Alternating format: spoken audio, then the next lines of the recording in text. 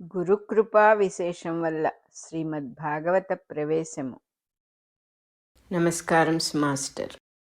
నమస్కారం మాస్టర్ ఈకే. గురువందనం చేసుకున్న తర్వాత కృతజ్ఞతాపూర్వక నమస్కారాలు మేము చెప్పుకోవాల్సిన వాళ్ళు కంభంపాటి సీతారామ శాస్త్రి గారు, సీతక్కయ్య. నేను పెళ్ళై బెంగళూరు వెళ్ళేటప్పటికీ నాకు ఆ అదృష్టదేవత నా కోసం కాచుకునుందేమో అన్నట్టుగా ఉంది సీతక్కయ్య. ఆ కలిసిన వేళ విశేషం ఏమిటో ఇద్దరం అతి సన్నిహితులం అయిపోయాం. శాస్త్రి గారికి మా వారంటే అపార ప్రేమ, ఆదరణ. ఎవరైనా పెద్దల్ని దర్శనం చేసుకోవడానికి వెళ్ళినప్పుడు మీరు మా ఇంటికి రావాలి అని అడగటం సహజం.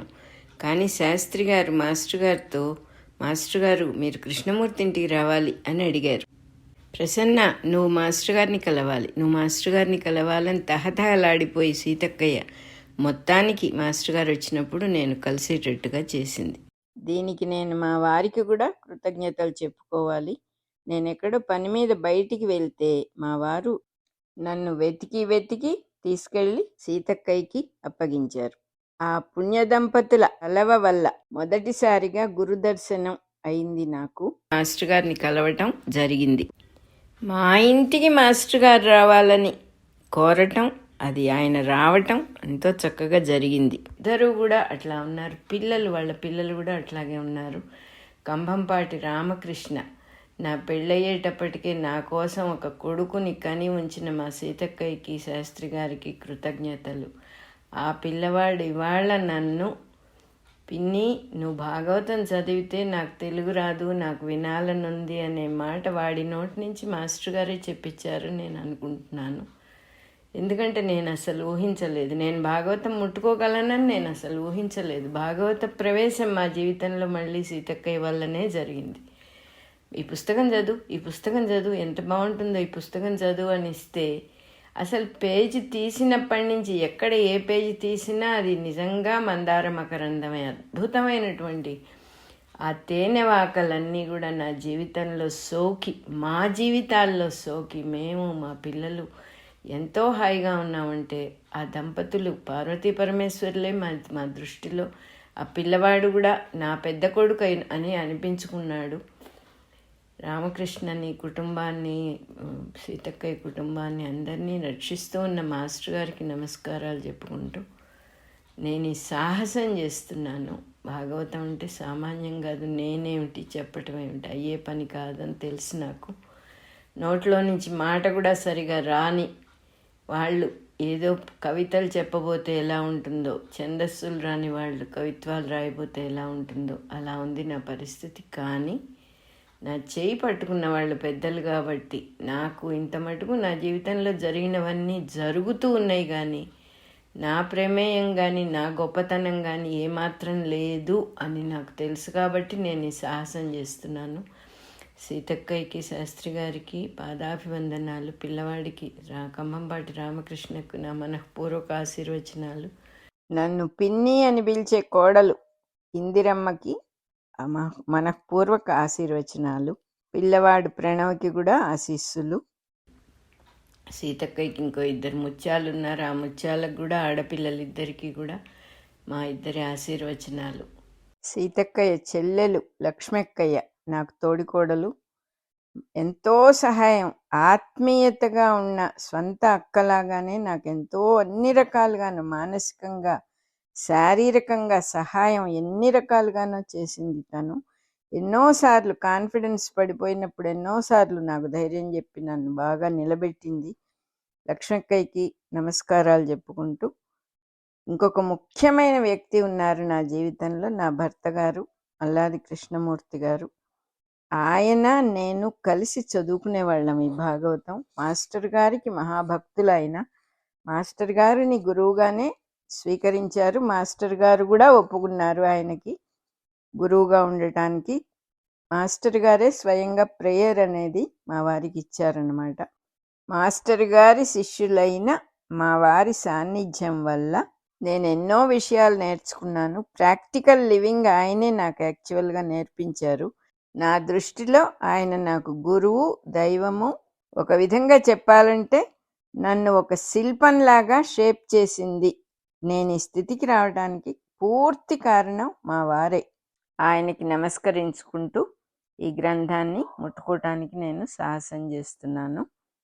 అలాగే వ్యాస భగవానులకు, పోతనామాత్యుల వారికి, మాస్టర్ గారికి మనఃపూర్వక కృతజ్ఞతలతో హృదయపూర్వకంగా నమస్కరించుకుంటూ ఉన్నాను. అలాగే నా తల్లిదండ్రులైన సిస్ల లక్ష్మీ నరసమ్మ, సిస్ల మాధవ సోమయాజులు గారులకు కూడా నమస్కరించుకుంటూ ఉన్నాను.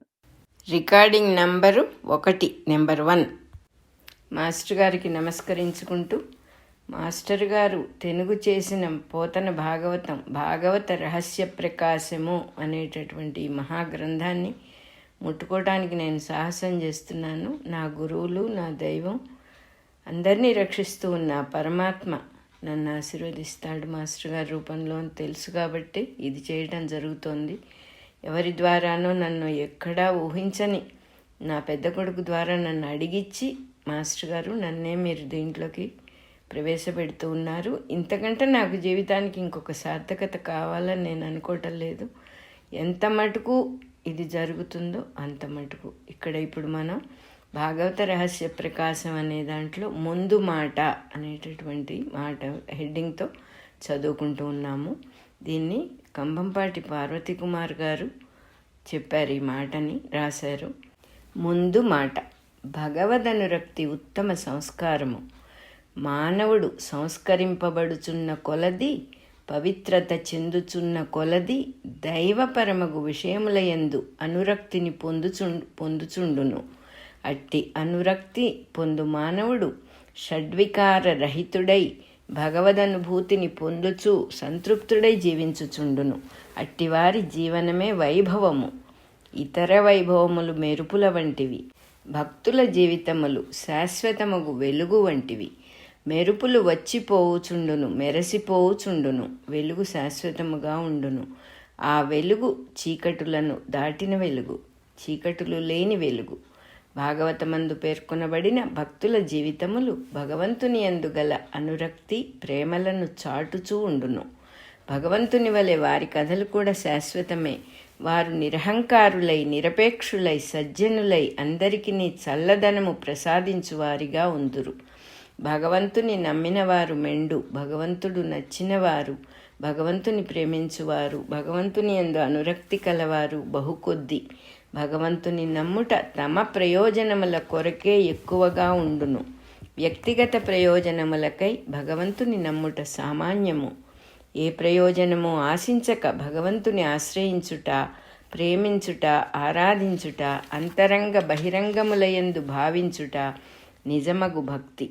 అట్టి నిజమగు భక్తి కలవారి జీవితములే భాగవతమున ఉదహరింపబడినవి. శ్రీ శుకుడు, ప్రహ్లాదుడు, అంబరీషుడు, సనక సనందనాథులు, నారద మహర్షి, హనుమంతుడు, వ్రజమందలి గోపికలు అట్టివారు. వారు ఏ ప్రయోజనమును గూర్చి భగవంతుని ఆశ్రయించలేదు. అట్టి భగవత్ప్రేమ పవిత్రము, అతి పవిత్రము.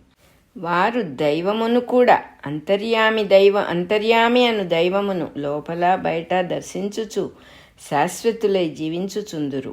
వారి జననములు మరణములు జీవుల జనన మరణముల వలె కాక అమృతమయములై ఉండును. అట్టి భక్తుల రూపమున దైవమే భూమిపై చెరించుచుండును.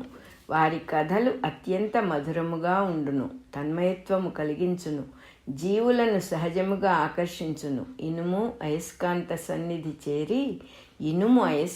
సన్నిధి చేరి అయస్కాంతమైనట్లు భక్తుల సాంగత్యము వలన జీవులు కూడా ఉద్ధరింపబడుదురు.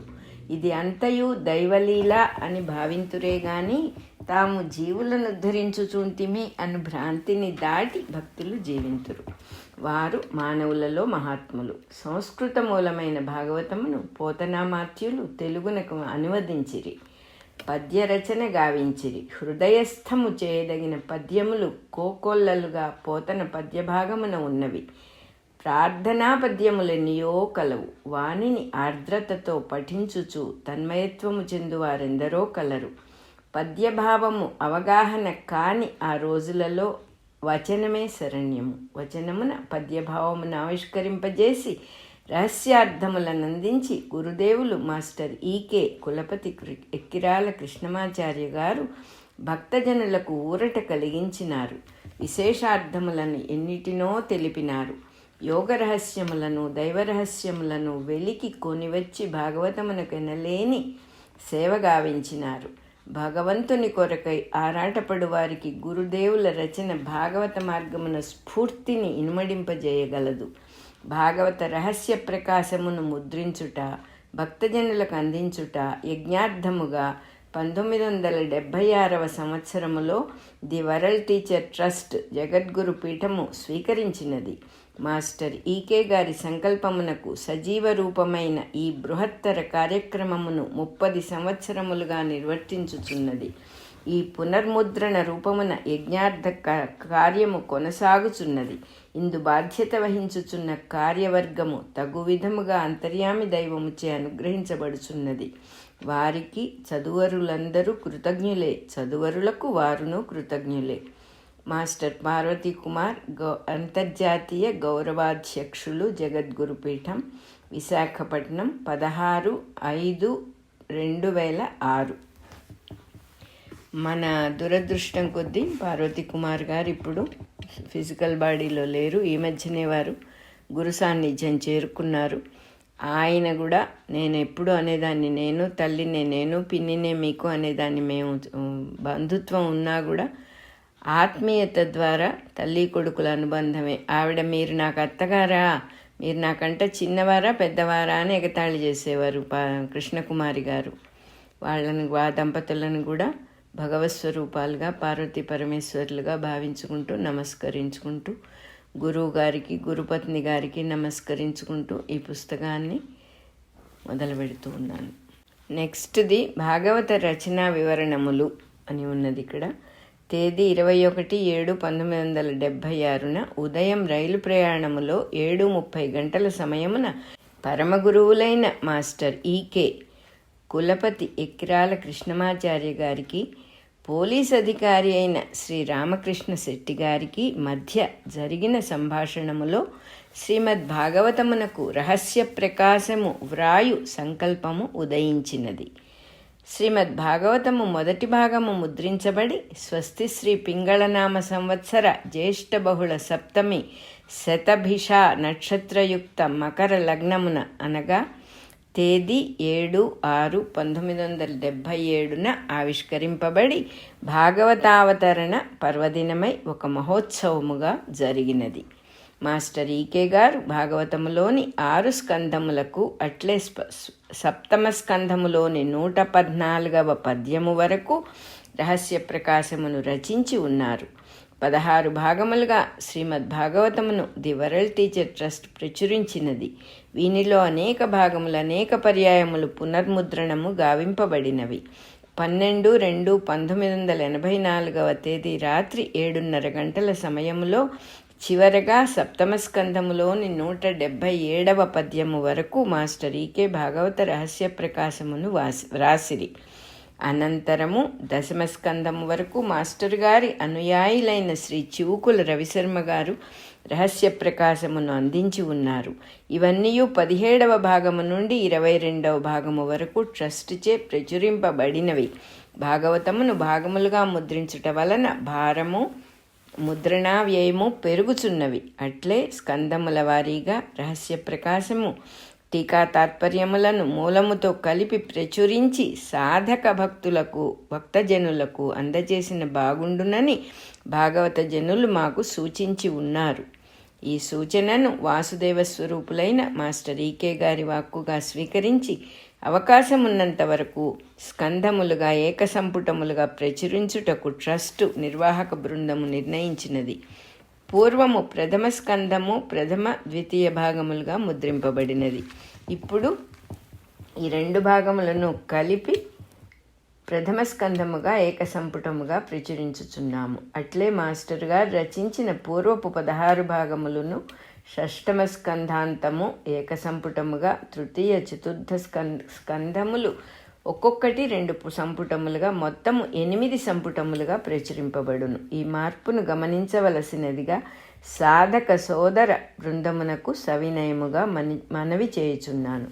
మాస్టర్ గారి ప్రచురణల యజ్ఞమునకు అంకితమైన జగద్గురు పీఠము మచిలీపట్నం శాఖ నిర్వాహకులు శ్రీ సిహెచ్ఎస్ఎన్ రాజు, అట్లే జగద్గురు పీఠం ముద్రణా విభాగం డైరెక్టరు శ్రీ పి కృష్ణమోహన్ గారు ఈ భాగవత సంపుటములను అత్యంత శ్రద్ధాభక్తులతో పరిశీలించి వీటిని ఒక క్రమమున ముద్రించి అందించుటకు చేయుచున్న విశేషమైన కృషి ప్రశంసనీయము.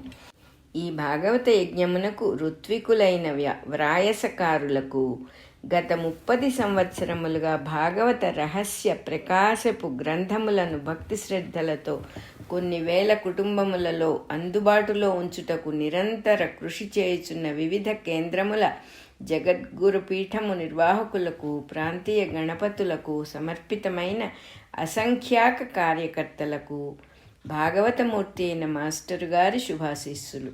ప్రత్యేకించి the world teacher trust Machilipatnam కార్యకర్తలు Srimati CH Saraswatidevi, Sri K Ramprasad, Srimati H Lakshmi, K Rajyalakshmi, అట్లే శ్రీ వి ధనంజయ్ కుమార్ విశాఖపట్నం గార్లకు, Triveni publishing house Machilipatnam, aquarium printing school Visakhapatnam సోదర బృందముల వారికి మా హృదయపూర్వక కృతజ్ఞతలను తెలియజేయుచున్నాను. మాస్టర్ ఈకే గారి భాగవత కల్పవృక్ష ఫలము సర్వజీవులకు చెందుగాక అని ప్రార్థించుచున్నాము. CH Satyadev, director of publications, the world teacher trust, జనవరి 1, 2007 విశాఖపట్నం. మన 1వ నెంబర్ రికార్డింగు అయిపోయింది.